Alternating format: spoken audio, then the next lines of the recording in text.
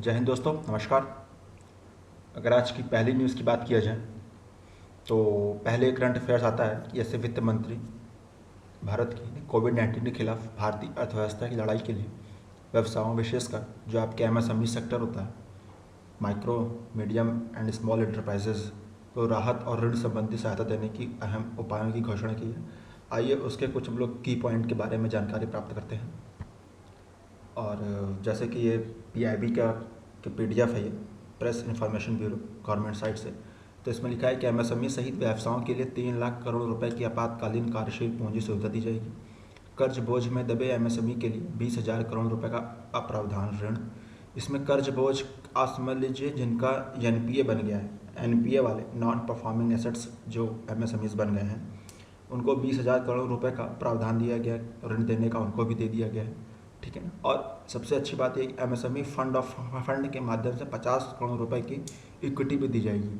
ठीक है ना। और सबसे अच्छी बात ये है कि ये जो लोन दिए जाएंगे इसमें कोई भी इनके लिए कहते हैं कि एक हम लोग कुछ उसके खिलाफ हम लोग रखते हैं, उसके लिए एक वर्ड होता है, आपको गिरवी कुछ नहीं रखना पड़ेगा उसके लिए। ठीक है ना। आपको सीधे लोन मिल जाएगा और ये 4 साल के लिए है, बल्कि 1 साल, आने वाले 1 साल में जो लोन लेने के बाद जो 1 साल आएगा उसमें आपको जो इसका मूलधन होता है, प्रिंसिपल, उसको देने की छूट है।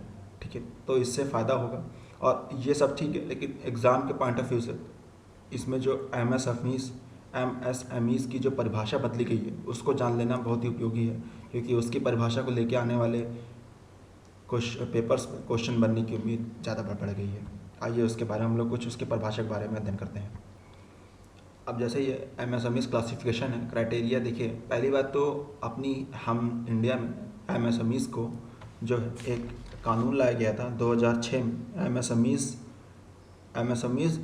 एक्ट 2006 के तहत एमएसएमईज़ को 2 भागों में बांटा गया था। एक है मैन्युफैक्चरिंग और एक है आपकी सर्विस। ठीक है ना। जैसे कि मैन्युफैक्चरिंग एंटरप्राइजेज और सर्विसेज एंटरप्राइजेज। और मैन्युफैक्चरिंग मतलब कि जैसे कि आप हम लोग का सेकेंडरी सेक्टर में जो एमएसएमईज़ आती है उसे मैन्युफैक्चरिंग कहेंगे, और जो टर्सरी में आती हैं उसे सर्विस सेक्टर सर्विस एंटरप्राइजेज कहते हैं। ठीक है ना। तो इस कल से पहले की क्या परिभाषा थी, डेफिनेशन थी कि अगर जो मैन्युफैक्चरिंग सेक्टर के जो एंटरप्राइजेज हैं उसमें अगर आप 25 लाख से 25 लाख तक आप अगर इन्वेस्ट करके कोई कंपनी खड़ी कर रहे हैं तो आपकी माइक्रो में आएगी। और अगर 5 करोड़ तक का इन्वेस्ट कर रहे हैं, 25 लाख से लेकर 5 करोड़ तक, तो वो आपका स्मॉल में आएगी। और मीडियम एंटरप्राइजेस वो होंगी जो इन्वेस्ट करेंगी 10 करोड़ तक का। ठीक है ना। तो वो मीडियम एंटरप्राइजेज में आएंगी। ठीक है ना। तो वो मैन्युफैक्चरिंग के लिए ये डिफिनेशन थी। और सर्विस के लिए क्या था, अगर आप 10 लाख रुपए तक इन्वेस्ट कर रहे हैं तो आप माइक्रो आएंगे, और अगर 2 करोड़ तक कर रहे हैं तो स्मॉल आएंगे, और अगर 5 करोड़ तक कर रहे हैं तो मीडियम आएंगे। अब दोनों के रुपए में अंतर इसलिए किया गया था क्योंकि मैन्युफैक्चरिंग करने में आपको बड़ी बड़ी मशीनें लगानी पड़ेंगी। ठीक है ना। तो उसके लिए आपको ज़्यादा पैसे इन्वेस्ट करने पड़ेंगे, और सर्विस सेक्टर के लिए आपको ज़्यादा पैसे इन्वेस्ट नहीं करने पड़ेंगे। जैसे कि अगर आप किसी को पढ़ाना चाहते हैं ऑनलाइन तो आपके पास मोबाइल भी होगा, और मोबाइल का अगर आपके पास ईयरफोन भी होगा तो आप उससे भी पढ़ा सकते हैं और अपना एक बिजनेस आप शुरू कर सकते हैं। और ठीक है ना। तो इसीलिए सर्विस में ज़्यादा पैसा के उपयोग नहीं होते, इसलिए उसका पैसा कम किया गया था। लेकिन अब जो परिभाषा चेंज कर दी गई है, अब मैन्युफैक्चरिंग और सर्विस सेक्टर दोनों की परिभाषा को सेम कर दिया गया है।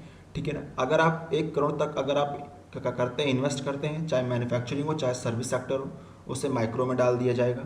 और अगर आप इन्वेस्ट करते हैं 1 करोड़ से 10 करोड़ तक का तो आपको स्मॉल में डाल दिया गया है। और अगर आप इन्वेस्ट करते हैं 20 करोड़ तक तो आपको मीडियम में डाल दिया गया है।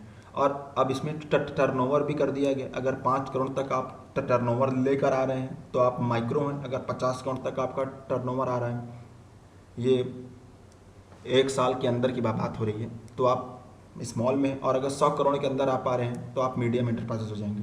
ठीक है ना। तो पहले सर्विस सेक्टर और मैन्युफैक्चरिंग सेक्टर की परिभाषा अलग होती थी, लेकिन अब दोनों की परिभाषा सेम हो गई है। ठीक है ना। तो अगर देखा जाए क्वेश्चन बनी कि मैन्युफैक्चरिंग बदली हुई परिभाषा के अनुसार सबसे ज़्यादा फायदा किसको होगा, मैन्युफैक्चरिंग सेक्टर को होगा कि सर्विस सेक्टर को होगा, तो सर्विस सेक्टर को ज़्यादा फायदा होगा, क्योंकि जहां आप 10 लाख रुपए इतने कम पैसा लगाकर आप माइक्रो बनते थे, और आज आप 5 करोड़ अगर आप पैसा खर्च करें तब भी आप माइक्रो में ही आएंगे। और सबसे बड़ी बात ये होती है कि एमएसएमई सेक्टर्स को गवर्नमेंट छूट देती है, लोन के आधार पर इनको ज़्यादा मिल जाता है, ठीक है ना। इनको लाइसेंस लेना है तो इनको ज़्यादा प्रायोरिटी दी जाती है पहले, ठीक है ना। इनको कुछ टैक्सेस में छूट दी जाती है, और जितने भी एमएसएमई और जितने भी गवर्नमेंट टेंडर निकालती है वो एमएसएमईज के थ्रू ही निकालती है। जैसे कि अगर गवर्नमेंट अगर अपने सरकारी महकमे में कुछ अगर खर्च उसे खरीदना है तो अधिकतर वो कोशिश करती है कि एमएसएमई सेक्टर से खरीदा जाए सामान। तो इसी वजह से एमएसएमईज में अधिकतर कंपनियां रहना पसंद करती हैं, और जब इनका क्राइटेरिया बढ़ा दिया जाएगा तो अच्छी बात है कि और एमएसएमईज में आएंगे, और इसमें अच्छे से इसमें एंजल इन्वेस्टर्स भी इसमें इन्वेस्ट कर सकेंगे, जैसे रतन टाटा टाइप के जैसे लोग हो गए हैं। ओके, आगे बढ़ते हैं।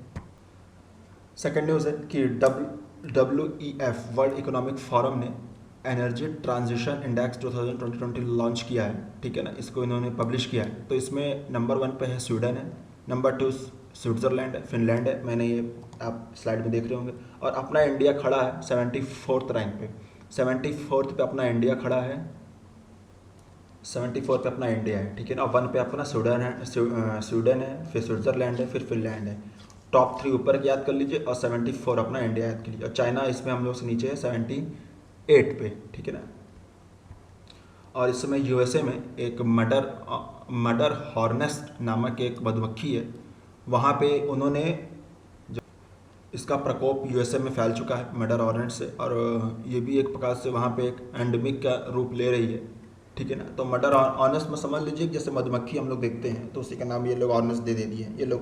ये मडर हॉर्नेट जो है, इसका नाम मडर हॉर्नेट से रखा क्योंकि इससे लोग वहाँ पे ज़्यादा ही मृत्यु हो रही है, लोगों ये काट ले रहे हैं, लोगों की मृत्यु हो रही है, तो इसलिए इसका मडर हॉर्नेट। बस ये करंट अफेयर्स के लिए यूएसए में और कौन से नहीं, मडर हॉर्नेट से बीमारी फैली है। ओके, आगे चलते हैं।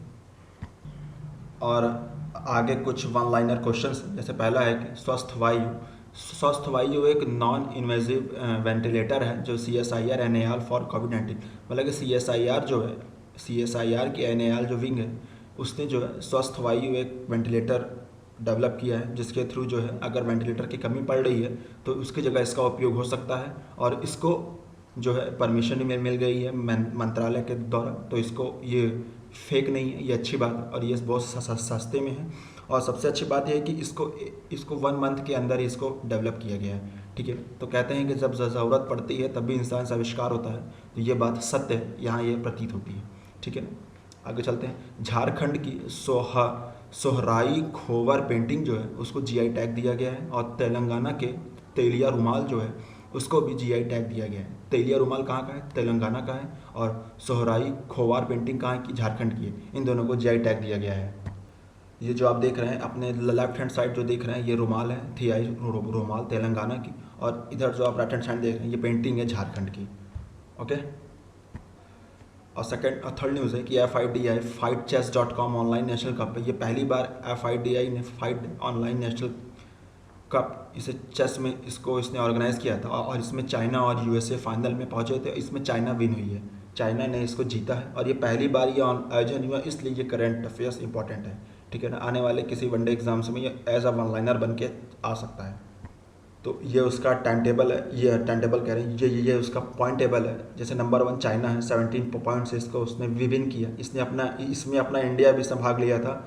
इसमें 5वें नंबर पे अपना इंडिया है, पॉइंट्स टेबल में 5 है, और 17.5 इसका टाई ब्रेक है, ठीक है। और सबसे लास्ट में न्यूज़ है कि चैम्पियंस पोर्टल अभी लॉन्च किया गया यूनियन मिनिस्टर के द्वारा, micro and small enterprises MSMEs के मिनिस्ट्री के द्वारा चैम्पियंस पोर्टल लॉन्च किया गया है कि MSMEs में जो लोग काम कर रहे हैं उनको कोई दिक्कत ना, और उनको अगर कुछ चीज़ की परेशानी हो रही है तो वो इस पोर्टल के थ्रू अपनी उसकी मदद ले सकते हैं, ठीक है ना। तो फ्रेंड्स, ये था आज का डिस्कशन करंट अफेयर्स के लिए। Thank you very much for discussion. This आशुपद शाइनिंग ऑफ, बाय बाय, जय हिंद।